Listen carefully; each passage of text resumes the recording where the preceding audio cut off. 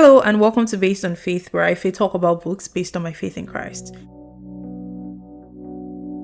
Today I'll be reviewing The Prince Jonathan, which is the third installment in the Sons of Encouragement series, authored by Francine Rivers, and the genre is Christian historical fiction. So the story of Jonathan is the story of Israel's first crown prince, son to Saul, the first king of Israel, and the story starts right after the Israelites asked God for a king before Saul was crowned. And we see here that Jonathan is in his early teens, which is honestly something that never really occurred to me, because whenever I think of Jonathan and Saul, I think of Saul only coming into existence after Saul was crowned king. But when you look at the timing of the stories in the Bible, it honestly makes sense that Jonathan was born and was a bit older before Saul was crowned king. So in this book, we follow Jonathan and Saul as he becomes royalty, fights in wars, and then gets the kingdom taken from him to someone whose heart yearns for God, not someone that seeks the approval of men. And here I'm talking about Saul, being the one who seeks the approval of men. And through this story, we see how while Saul longed to do what pleased the people, his firstborn remained one of the few wise counsels around him that urged him to follow God and do what actually pleased God, not people. And this book made me see Jonathan in a new light, if I'm being very honest, as we see that he's quite willful and honestly, same. Jonathan, to me, whenever I thought of him, was always like this was a 2D character to me, who only existed as Saul's son and David's best friend. He had zero character outside of that for me, and that might be due to the fact that I have not gone back to read the story of Saul since my early children's church years, and reading it as an older person, because I got to do that after reading this book. I got to look into read those chapters that Rivers puts after each installment, and he went from being a 2D character to a fleshed out 3D character to me. We also see how Jonathan meets David and how their friendship blossoms. And David in this fictional retelling seems like a breath of fresh air to Jonathan, who is surrounded by people whose desires are not of God. And he's just so excited to see somebody who yearns for the same things as him, because I honestly understand how David would have been a breath of fresh air to Jonathan, because the Bible talks about how iron sharpens iron, and there's just something about having that friend that you can talk about the things of God without feeling like you're doing too much or you're taking your faith too seriously. Jonathan, despite being the crown prince, has to do what he knows is right and saves David's life on multiple occasions, even on the threat of losing his own life. And when I say losing his own life, I don't say that, just losing his own life like it wasn't really serious. He saved David's life on the threat of losing his life from his father. And we see this in 1 Samuel chapter 20 verse 12 to 15 that says, "Then Jonathan told David, I promise by the Lord, the God of Israel, that by this time tomorrow or the next day at the latest, I will talk to my father and let you know at once how he feels about you. If he speaks favorably about you, I will let you know. But if he is angry and wants you killed, may the Lord strike me and even kill me if I did not warn you, so that you can escape. May the Lord be with you as he used to be with my father, and may you treat me with the faithful love of the Lord as long as I live. But if I die, meaning as I'm going to meet my father, if I die, I know that I might die.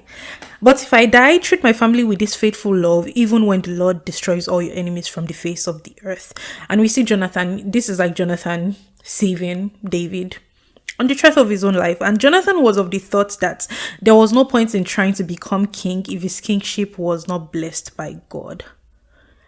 He, in my opinion, would have been an awesome king, because he was like a leader who longed to serve the people and serve God at the same time. He wanted what was best for the people, and he also wanted to do what was pleasing to God, and he would have been a perfect king. It just is sad that his father was his father, if we're being very honest here, because he would have been an awesome king.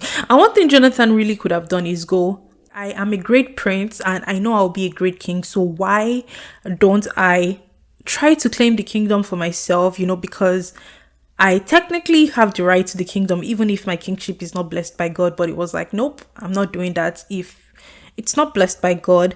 And a quick side note on how unbelievable Saul's actions seemed to me, because one night I was falling asleep to a podcast where they were talking about this First Samuel 20, and in this First Samuel 20, David and Jonathan were like coming up with clues for themselves, so that if Saul wants David dead, Jonathan will throw the arrow one way. If Saul does not want David dead, Jonathan will throw the arrow another way. Part of it was like Saul throwing a spear at Jonathan, and it was a bedtime podcast. I was halfway awake, halfway asleep. So sometimes, when you're almost halfway asleep, some things that happen, you're just like, oh, that's probably a dream. It's not real. So to me, that podcast was like, I was thinking about it for days. I was like, there is no way that happened, because that is crazy. That is some crazy drama. How have I never taken note of that? I was like, there is absolutely no way that is real. And then I read this book and I'm like, I never checked, it's just things, it just would pop up to me from time to time, and I think I was too lazy to like start searching for it to see if I dreamed that experience or if it was real. And when I saw that it actually happened, I was just like, that really happened? That is crazy. That is absolutely crazy. And I forgot to read the Amazon blurb, but the Amazon blurb reads, his zeal carried him into battle, his faithfulness won him honor among his people, his humility led him into friendship with the man who would become king in his place. David was a man after God's own heart, but it was the courage and selflessness of his best friend Jonathan that opened the door to David's rule, a man of honor and deep faith. And that is who Jonathan truly was, a courageous, selfless man of honor and deep faith. Because it takes a lot of selflessness to say, okay, this is who should be king, not me. Okay, who was my favorite character in this book and why? Jonathan definitely carried this book. As I mentioned earlier, he would have been a great king. He was godly and he was a selfless servant to the people, and he had to wisely walk the path between doing the will of God and honoring his father, because personally for me, after Saul attempted to kill Jonathan, I would have been like, I'm out, because that's more than enough justification for you to be like, ego B, father, do you, I shall do me. It seems they're trying to kill me. This situation does not seem favorable to me, so I'm going to be out of here. But Jonathan's reaction to Saul's action is definitely food for thought for me.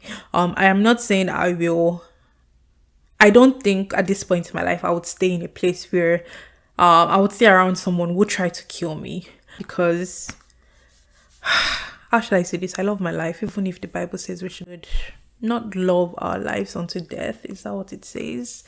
I'm working on it. This is a wonderful life, and if anyone is trying to cut it short, I am going to be stepping away from them.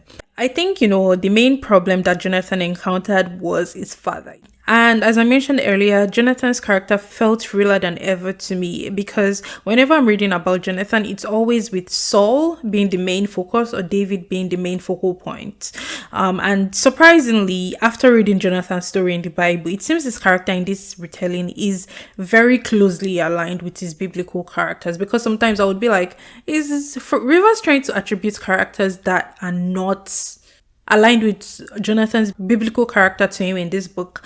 Is she trying to make him seem better of a person than he really is? And I think the answer to that is no. She did a very good job at closely aligning his character in the Bible with his character in this fictional retelling. And my favorite part of this book has to be when Jonathan visited David in Horesh, as is seen in 1 Samuel 23 verse 14 to 16. So it says, David stayed in the wilderness in the strongholds, and he lived in the hill country in the wilderness of Ziph. Saul sought him every day, but did not let David slip into Saul's control. David was afraid because Saul had come out to seek his life while David was in the wilderness of Ziph at Horesh. Saul's son Jonathan got up and went to David and Horesh and encouraged him to trust in God. So it's like Jonathan at this point is not just saying, okay, I know this person is going to be king, and I am going to accept that. Not just accept it, but he also saves his life. He doesn't just save his life, but then he also encourages him when he knows that David is at a low time, at an emotionally low time. And he just went above and beyond. He didn't just do what was needed of him, but he was a true friend to David. Yeah. He was a true friend to David. And I think, Jonathan, at this point, is not just saying, okay, I know this person is going to be king, I know I am going to accept that. Not just accept it, but he also saves his life. He doesn't just save his life, but then he also encourages him when he knows that David is at a low time, at an emotionally low time. And it just went above and beyond. He didn't just do what was needed of him, but he was a true friend to David. Yeah. is your father is trying to kill somebody who will become king after your father, something that was supposed to be a birthright, and you go and you encourage the person not to give up. I'm like, wow. This book definitely moved me to tears, especially at the end of the book. And if you know how Jonathan's story ends, you'll know the cause of my tears. If not, you'll find out when you read the book. I don't think I've cried while reading a book in a while, but his story definitely moved me to tears because it was very gripping, and it definitely is lighter than the first two books that were about war and bloodshed and so much death. Not my vibe. Rounding up my review, I'm going to say it takes a certain level of trust and surrender to God to do what Jonathan did for David. And I am reminded of John chapter 3, verse 27 to 30 that says, a person can only receive what is given to them from heaven. You yourselves can testify that I am not the Messiah, but I'm sent ahead of him. The bride belongs to the bridegroom. The friend who attends the bridegroom waits and listens to him and is full of joy when he hears the bridegroom's voice.